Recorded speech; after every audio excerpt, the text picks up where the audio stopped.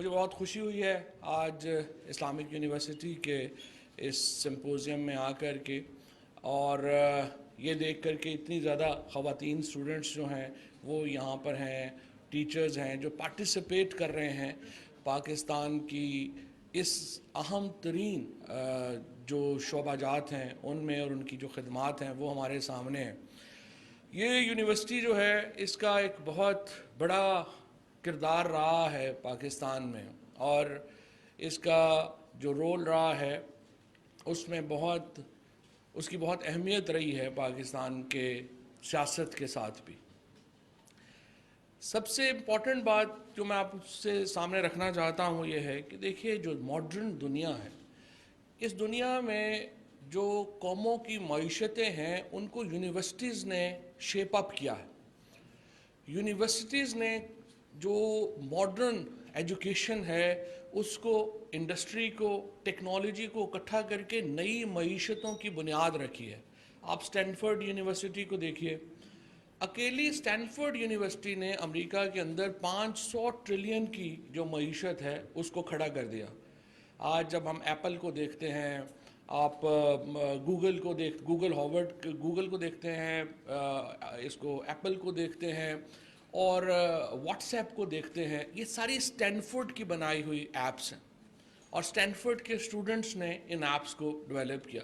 اسی طرح سے جو فیس بک ہے وہ ہارورڈ نے کریٹ کیا، اور اس طرح کے جو مارک زکربرگ اور اس طرح کے جو بڑے برین ہیں وہ ہارورڈ نے پیدا کیے، اور یونیورسٹیز نے ہی ان کو یہ موقع دیا کہ وہ اپنی ٹیکنالوجیز کو کمرشلائز کر سکیں۔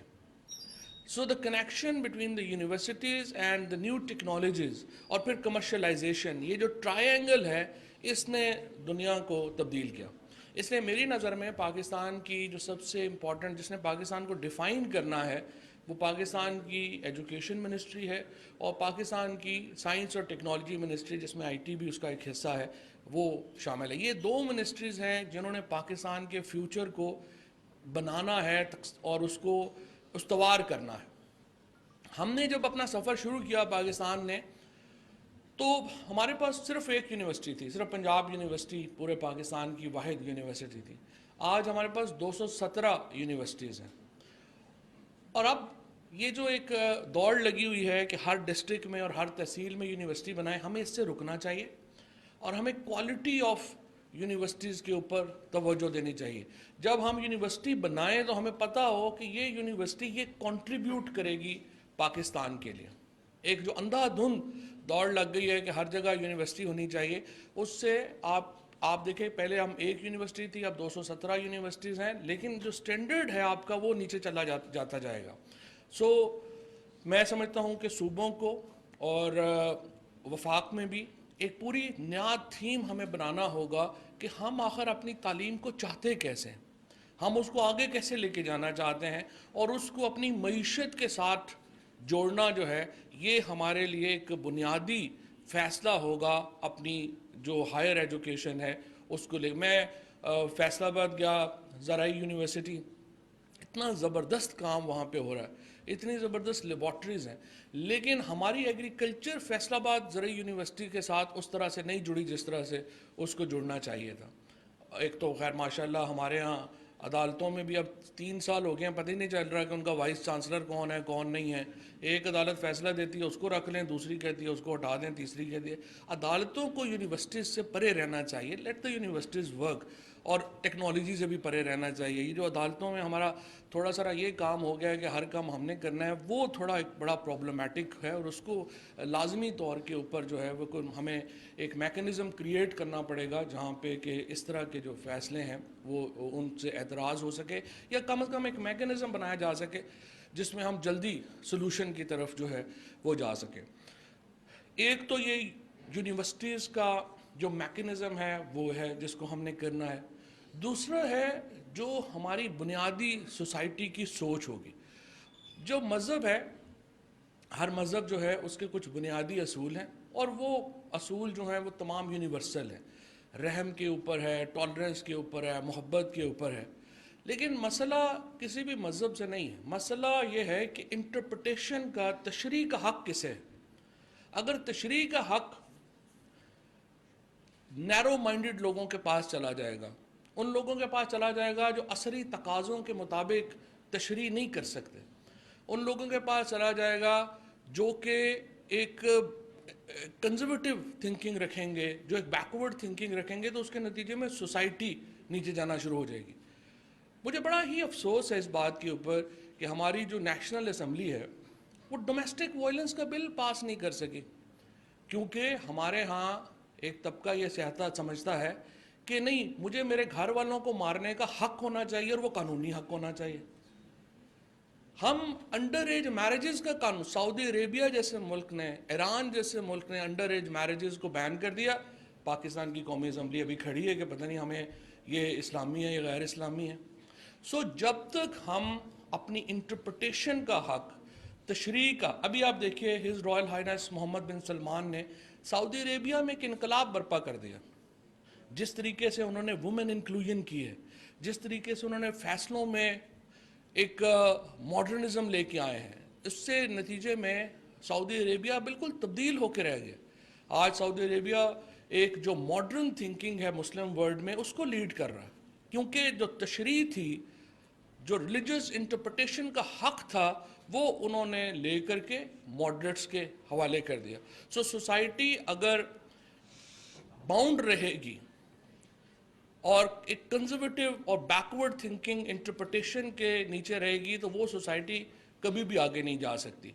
सो एक तरफ हमें अपनी एजुकेशन को फंडामेंटली चेंज करना है, दूसरी तरफ हमें अपनी मज़हब की जो इंटरप्रिटेशन है उसका राइट फॉरवर्ड लुकिंग पढ़े लिखे लोगों को देना है, ताकि वो अपने असरी तकाज़ों के मुताबिक उसकी तशरीह कर सके।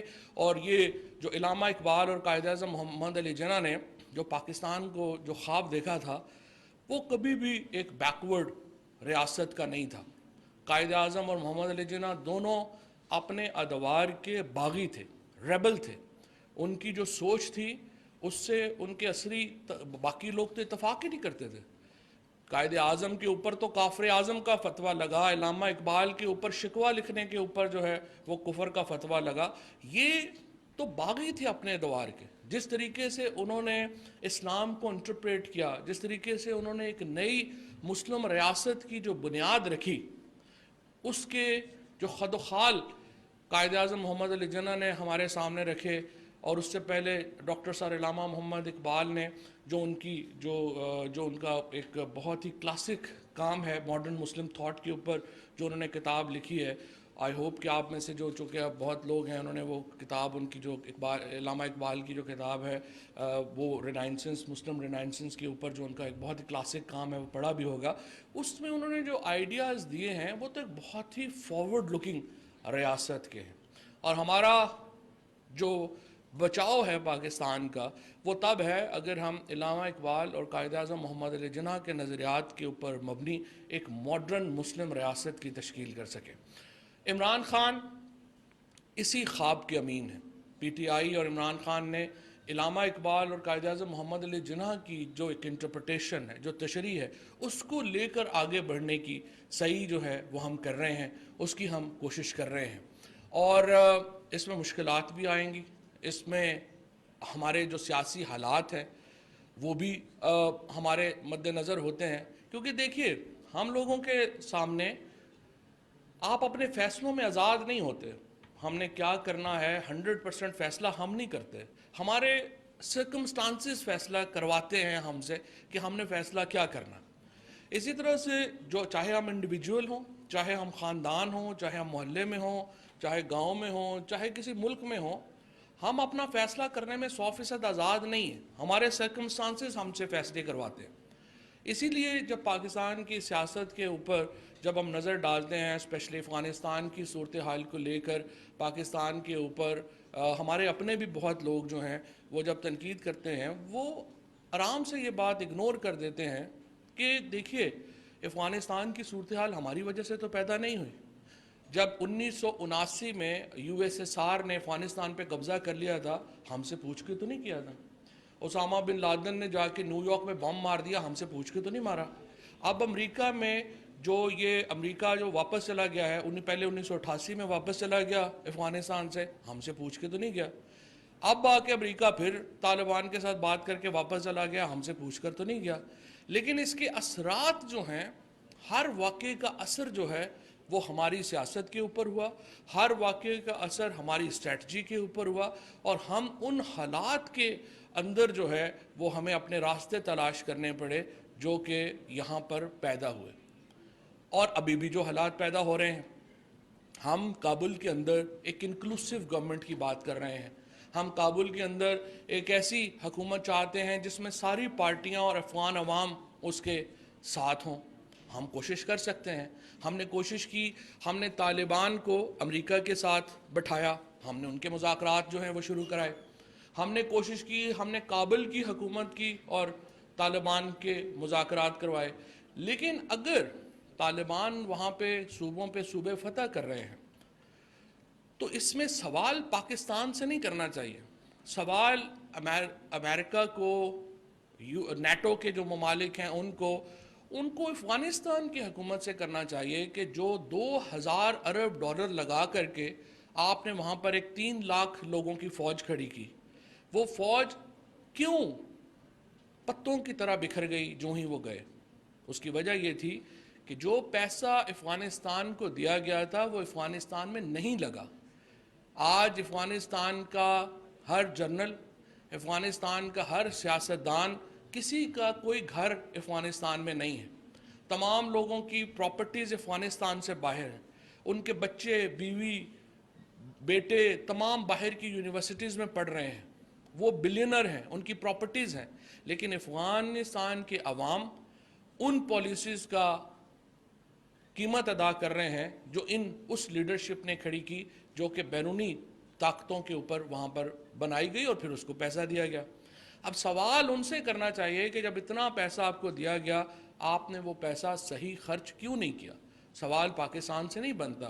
तो इसलिए उसके जो कॉन्सिक्वेंसेस हैं, मैं जो अर्ज़ कर रहा हूँ आपसे, कि जो असरात होते हैं, जो डिसीजन मेकिंग के असरात होते हैं, वो नीचे तक जाते हैं, वो उनको समझने पड़ते हैं, और लोग, आम आदमी जो है उससे वो मुतासर होता है।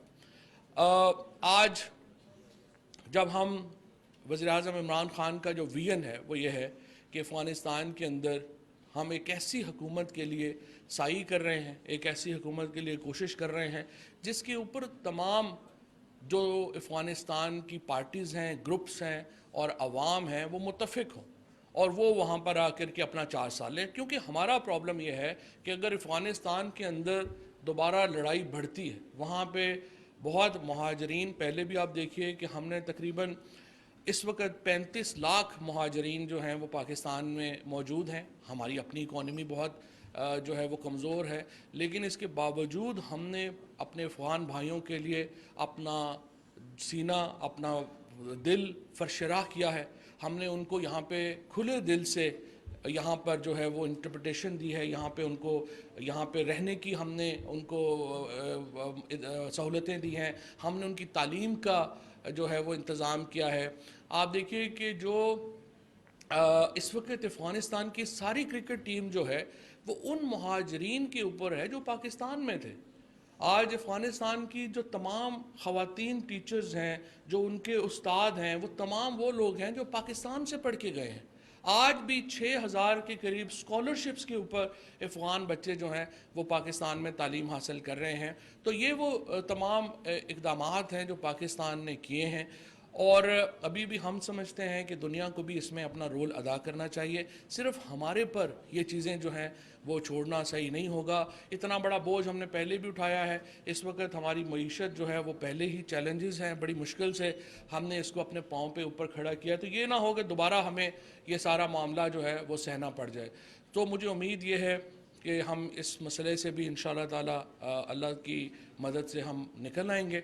और ये जो आज आपने यहाँ पे सिंपोजियम किया, जिसमें आपने तमाम जो अपनी सोच है वो यहाँ पे हमने जो मॉडर्न लुकिंग और फॉरवर्ड लुकिंग जो आपने अपनी अप्रोचेस जो पैगाम पाकिस्तान में भी पहले आई हैं और अब इसमें भी हम दे रहे हैं, इसी के ऊपर हमने पाकिस्तान को इस्तवार करना है। पाकिस्तान का मुस्तकबिल इंशाअल्लाह एक ऐसे मुल्क का है जिसकी बुनियाद, जिसकी पॉलिसीज़ की बुनियाद इल्म के ऊपर होगी, मंतक के ऊपर होगी اور دلیل کے اوپر ہوگی. بہت شکریہ.